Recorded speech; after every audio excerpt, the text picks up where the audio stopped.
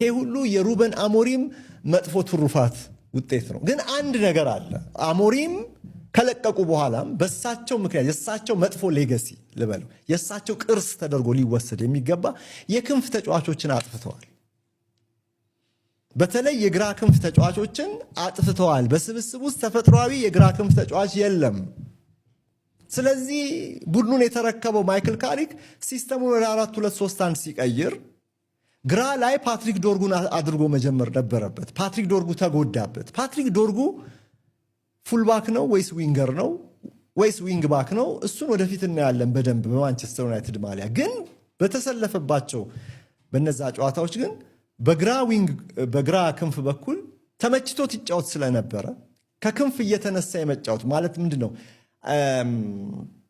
ተች ላይን ዊንገሮች ይባላሉ፣ ወይም አውት ኤንድ አውት ዊንገሮች ይባላሉ። ይበልጥ ወደ ተች ላይን ወደ ነጩ መስመር የተጠግተው ከዛ በመነሳት ክንፉን የሚጫወቱ በድሪብሊንግ ላይ አንድ ለአንድ ተጫዋቾችን ተከላካዮችን በማለፍ በኩል የተዋጣላቸው የክንፍ አጥቂዎች አሉ። በዩናይትድ በግራ በኩል እንዲህ ያለ ተፈጥሯዊ ተጫዋች በስብስብ ውስጥ የለም። ስለዚህ 4-2-3-1 በተሟላ ታክቲካዊ አቀራረብ ሊተገበር አይችልም ማለት ነው።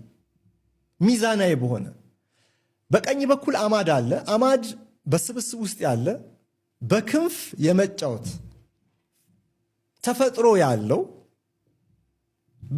መስመሩን ታኮ እንቅስቃሴ መጀመር የሚወድ ብቸኛው ተጫዋች ነው። ውድ አድማጮች፣ ውድ ተመልካቾች፣ ብቸኛው ተጫዋች ነው በስብስብ ውስጥ።